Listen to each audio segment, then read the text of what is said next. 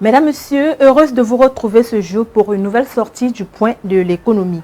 Ouvrons cette édition avec l'information ayant trait à la congestion du port autonome de Kribi au Cameroun qui pose problème. Au cours de la rencontre tenue le 22 avril dernier entre les directeurs généraux de Kribi Conteneur Terminal, David Afra, et du Conseil national des chargeurs du Cameroun, Auguste Mbappé Penda, il ressort que les délais d'enlèvement qui varient entre 20 et 24 jours sont les principales causes de la paralysie du terminal à conteneurs de Kribi, car 95% du parc est encombré. Face à cette situation, David Afra a proposé de ramener à 11 jours les délais d'enlèvement en y introduisant une pénalité dont le montant sera fixé par l'autorité portuaire nationale. Auguste Mbappé Penda a quant à lui suggéré la sensibilisation et l'éradication des causes administratives de la congestion portuaire. Car au vu des difficultés auxquelles font face les chargeurs, une taxe supplémentaire pourrait avoir des incidences sur les activités. Pour l'heure, aucune solution officielle n'a été arrêtée, mais il est prévu dans les prochains jours la tenue d'une réunion avec toutes les parties prenantes. Toujours au Cameroun, la Société nationale de raffinage investit 250 millions de francs CFA pour installer un système d'extinction automatique. Après l'incendie de 2019 qui avait dévasté une majeure partie de ces installations, le directeur général de cette structure, Bako Aruna, a lancé un appel d'offres ouvert aux entreprises de droit camerounais spécialisées dans la sécurité.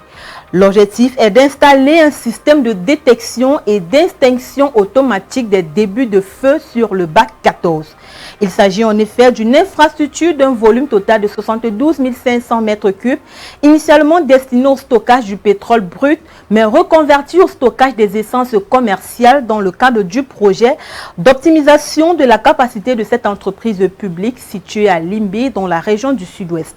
Ce projet vise à renforcer les mesures de sécurité de l'entreprise et à prévenir tout risque d'incendie majeur. Il faut dire qu'en lançant cet appel d'offres, la société affirme son engagement à garantir un environnement de travail sûr pour ses employés et à protéger ses infrastructures contre les risques d'incendie. Restons toujours au Cameroun pour parler de production d'aliments pour animaux avec le ministre de l'Élevage, des Pêches et des Industries animales, le Dr Taïga, qui a procédé à l'inauguration d'une nouvelle usine moderne et automatisée le 24 avril dernier à Yaoundé. D'un coût total de près de 5 milliards de francs CFA, cet investissement est porté par Provenderie du Centre. Bâtie sur un site d'1 hectare, cette unité industrielle dispose d'une capacité de production annuelle de 100 000 tonnes d'aliments destinés aux animaux de tout âge, incluant diverses gammes pour les poules pondeuses, les poulets de chair, les porcs, le bétail, les petits ruminants, les chevaux, les lapins et les poissons. Mais dans un premier temps, Provenderie du Centre se consacre à des aliments en granulés et miettes pour le bétail et la volaille. L'entreprise étendra par la suite sa production aux aliments pour poissons et au traitement des graines de soja. Les responsables indiquent que les aliments produits serviront principalement les régions du centre, du sud et de l'est et alimenteront également les élevages dans les pays limitrophes tels que le Tchad, la RCA, le Congo, le Gabon et la Guinée équatoriale.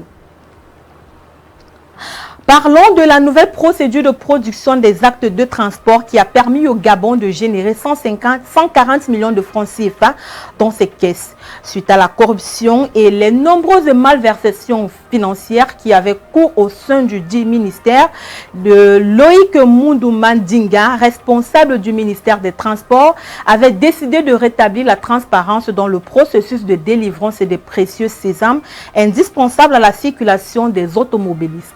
Pour ce faire, le membre du gouvernement gabonais avait décidé que les paiements en vue de l'établissement des documents de transport de type assurance de véhicules et carte grise s'effectuent directement au trésor public. Une réforme qui semble porter ses fruits car 2 mois après, ces services ont pu engranger plus de 140 millions de francs CFA. Ainsi, ce sont 110 millions de francs CFA, 130 millions de francs CFA et plus de 2,8 millions de francs CFA qui ont respectivement été collectés par le Centre d'édition des documents de transport, la Direction générale des transports terrestres et par la Direction de la circulation routière et des contrôles techniques. Parlons de transformation énergétique dans cette édition du Point de l'économie avec Schneider Electric, spécialiste mondial de la gestion de l'énergie et de l'automation, et Inco Education Accelerator, groupe mondial dédié à la formation professionnelle et entrepreneuriale, qui ont signé le 23 avril dernier un accord de partenariat pour la formation des jeunes Ivoiriens aux futurs métiers de la transition énergétique. Selon le représentant d'Inco Education Accelerator, Mathieu Planchard, cette formation qualifiante orientée vers les métiers émergents se concentrera sur deux axes principaux, notamment la transition numérique et la transition environnementale. En d'autres termes, il s'agira de mettre en place une formation digitale en ligne soutenue par des mentors et des instructeurs afin de familiariser les jeunes Ivoiriens avec les divers métiers de la transition numérique, offrant ainsi des opportunités professionnelles prometteuses. Schneider Electric, quant à lui, entend intégrer des dimensions de la digitalisation de l'électricité 4.0 dès la phase de conception des grands projets tels que le métro, l'extension de l'aéroport, les projets d'extension du réseau et les projets hospitaliers. Cette conférence était l'occasion pour le directeur général d'Afrique subsaharienne de Schneider Electric, Simplice Zamo, de définir le rôle de son entreprise dans le renforcement du tissu économique et industriel local en vue de l'émergence de la Côte d'Ivoire. Refermons ce point de l'économie avec la taxe foncière désormais applicable aux immeubles d'habitation secondaire au Togo. Si jusqu'à la fin de l'année 2023, les maisons d'habitation secondaire étaient exonérées de cette taxe, l'exonération ne s'applique désormais qu'à l'immeuble d'habitation principal unique sur l'ensemble du territoire togolais. Ainsi, tous les immeubles d'habitation secondaire sont désormais assujettis à la taxe foncière, quelle que soit la valeur locative et indépendamment de l'identité des occupants ou de leur lien de filiation avec le propriétaire. Cette taxe, qui est un impôt local prélevé sur les propriétaires immobiliers bâtis tels que les maisons, les immeubles et les bureaux, correspond à 15% du revenu net cadastral. Cette mesure vise à renforcer la collecte des impôts et à assurer une meilleure gestion des ressources financières pour le développement du pays. Mesdames, Messieurs, c'est ici que se ferme ce point de l'économie. Merci de l'avoir suivi. Les programmes se poursuivent sur nos différents supports numériques.